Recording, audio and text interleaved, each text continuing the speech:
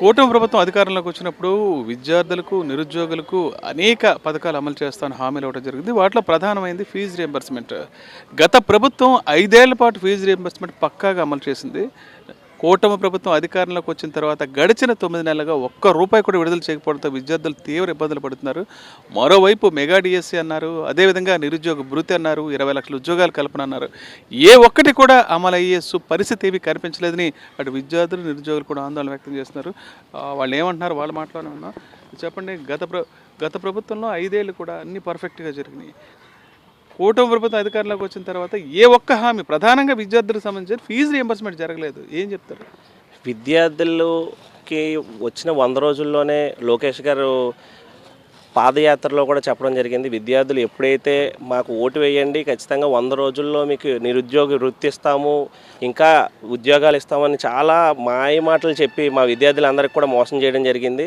ఈరోజు విద్యార్థుల్లో fees reimbursement అనేది ఇంచుమించుగా 3,850 కోట్ల రూపాయలు బకాయిలు ఉండిపోయినాయి. చదివిన చదువుకి చేస్తున్న పనులకి సంబంధం లేకుండా ప్రతి ఒక్కరూ కూడా డీమార్ట్లోని, లేదంటే ఇక్కడ పచారీ కొట్టుల్లోని, లేదంటే ఎక్కడైనా జాబులు చేయడం జరుగుతుంది. మెరిట్ స్టూడెంట్స్ ఎంసెట్లు రాసి తర్వాత డిగ్రీ క్వాలిఫై అయిన ఎంతెంత చదువుకున్నప్పటికీ కూడా ఆ బకాయిలు ఉండడం వల్ల మాకు సర్టిఫికేట్స్ రాకపోవడంతో ప్రతి ఒక్కరు కూడా విద్యార్థులు చాలా ఇబ్బంది పడుతున్నారు.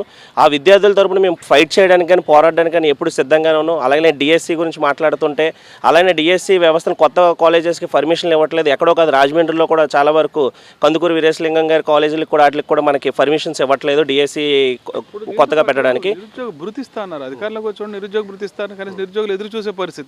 అది కూడా అసలు అందుతాయి అనే ఆలోచన ఇప్పుడు దాకా ఉంది, కానీ ఇంకా ఇదంతా కూడా సూపర్ 6లో భాగంగా అన్నీ కూడా పైకి ఎగిరిపోయినాయని మేము అనుకుంటున్నాం. అసలు అప్పుడు విద్యార్థుల పట్ల చిన్న చిత్తశుద్ధి కూడా లేకుండా సిబిఎన్ గారు ప్రవర్తించడం జరుగుతుంది. లోకేష్ గారు కూడా విద్యాశాఖ మంత్రి అయ్యుండి కూడా విద్యార్థుల పట్ల ఎందుకు ఈ కక్ష సాధింపు చర్యల్లాగే అనిపిస్తుంది తప్ప, ఎందుకంటే విద్యార్థులు ఇప్పుడు ఐబీ కరికులంతో మన గత ప్రభుత్వం అక్కడ తీసుకున్న అగ్రిమెంట్ని ప్రతి గ్రేడ్కి 10 ఇయర్స్ అగ్రిమెంట్ తీసుకుంది. ఆ ఐబీ కరికులం కూడా తీసివేయడం జరిగింది. ఇలా ఏమైనా అంటుంటే బిల్డ్ చేసుకోవాలి.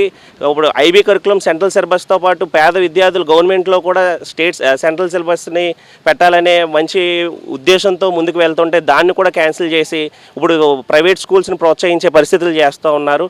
అలానే డిఎస్సి కాలేజెస్ని ఆపేస్తే ఉద్యోగస్తులు టీచర్స్ మనకు షార్ట్ అయిపోతారు. కాబట్టి గవర్నమెంట్ టీచర్స్కి గవర్నమెంట్ స్కూల్స్లో డెవలప్ అవ్వకుండా ఉండడానికి ఎంతగానో ప్రైవేట్ పడుతూ ఇప్పుడు ప్రైవేట్ స్కూల్స్, ప్రైవేట్ కాలేజెస్ కోసం ఇవన్నీ కూడా చేసి డిఎస్సి ఎగ్జామ్స్ విషయంలో కానీ, డిఎస్సి కాలేజీ విషయంలో కానివ్వండి, ప్రతి ఒక్కరిని కూడా ఆప్ చేస్తూ ఈ గవర్నమెంట్ విద్యార్థుల పట్ల ఖచ్చితంగా విద్యార్థులకు వ్యతిరేకమైన గవర్నమెంట్గా మేము భావిస్తూ చాలామంది బాధపడుతున్నారు. విద్యార్థుల పక్షాన్ని మేము పోరాడడానికి సిద్ధంగా ఉన్నాం. విద్యార్థులకు వ్యతిరేకమైన ఫీజు రియంబర్స్మెంట్ లేని డిగ్రీ చదువుకునే విద్యార్థులు, మీరేం చదువుతున్నారు? రాజీవ్ గాంధీలో డిగ్రీ కాలేజ్. డిగ్రీ చదువుతున్నారు. అసలు ఇంతవరకు ఫీజు రియంబర్స్మెంట్ ఏమైనా జరిగింది? లేదండి. గతంలో ప్రభుత్వం కట్టేది, ఇప్పుడు మీ పరిస్థితి ఏంటి? ఇప్పుడైతే ఫీజు ఇన్వెస్ట్ లేకుండా మేమైతే ప్రస్తుతానికి పార్ట్ టైం జాబ్స్ చేసుకుంటూ ఫీజు కట్టుకోవాల్సి వస్తుంది. కొంచెం కష్టంగానే, చాలా ఇబ్బందిగా అయితేనే ఉంది. కట్టుకునే పరిస్థితి అయితే లేదు, తల్లిదండ్రులు కష్టపడి కట్టాల్సి వస్తుంది. ఓకే, ఇప్పుడు గత ప్రభుత్వం 5 ఏళ్ళు ఎక్కడ కూడా ఫీజు రియంబర్స్మెంట్ ఆగలేదు, పూర్తి స్థాయిలో చెల్లించింది. అప్పుడు ఇబ్బంది కొనసాగిందా? అప్పుడు కొనసాగింది, బాగానే కొనసాగిందండి. అప్పుడైతే మాకు ఫీజు అయితే ఇబ్బంది లేకుండా, ఇంట్లో కూడా ఇబ్బంది లేకుండా బాగానే వచ్చింది. ఈ ప్రభుత్వం ఇప్పుడైతే మాత్రం ప్రస్తుతానికి ఫీజు రీఇన్వెస్ట్మెంట్ పడక చాలా ఇబ్బంది అయితే పడుతుంది. ఏం చదువుతున్నారు? రాజీవ్ గాంధీ డిగ్రీ కాలేజ్లో సెకండ్ ఇయర్ చదువుకున్నాను. ఫీజు రియంబర్స్మెంట్ పడలేదండి. ఇప్పుడు అందరూ పేద మధ్యతరగతి వర్గాలు చెందిన వాళ్ళు, మీరు కూడాను. అవును. ఎటువంటి పరిస్థితులు మరి ఇంట్లో అయితే చాలా పూర్గా ఉందండి. ఇంట్లో వాళ్ళు కష్టపడి మా ఫీజు వేస్తున్నారు, రియంబర్స్మెంట్ ఇవ్వట్లేదు. గత ప్రభుత్వం అయితే ప్రతిసారి బాగా చెల్లించింది. ఈ ప్రభుత్వం అయితే ఇంతవరకు రియంబర్స్మెంట్ అనేది అయితే పడలేదు. మేమే కష్టపడి పార్ట్ టైం జాబ్స్ చేసుకొని కట్టుకోవాల్సి వస్తుంది. ఇప్పుడు మీతో పాటు చదువుకున్న విద్యార్థుల పరిస్థితి కూడా అదేనా? అంతే అండి, అందరూ అదే పరిస్థితి. నిరుపేద మధ్యతరగతి వర్గాల ప్రజలైతే, విద్యార్థులు అయితే తీవ్ర ఇబ్బందులు పడుతున్నారు. ఎందుకంటే గత ప్రభుత్వం 5 సంవత్సరాలు పూర్తి స్థాయిలో ఫీజు రియంబర్స్మెంట్ చేయడం జరిగింది. తరువాత క్లాసులకు వచ్చిన వీళ్ళంతా కూడా ఫీజు రియంబర్స్మెంట్ జరగకపోవడంతో తీవ్ర ఆందోళన వ్యక్తం చేస్తారు. ఎందుకంటే తల్లిదండ్రుల మీద ఈ భారం పడుతుంది. ప్రతి ఏటా ఇదే విధంగా కొనసాగితే మాత్రం తాము చాలా బాధపడాల్సి వస్తుందని వీళ్ళంతా ఆందోళన వ్యక్తం చేస్తున్నారు. రాజమండ్రి నుంచి Vijay Harish for Sakshi news.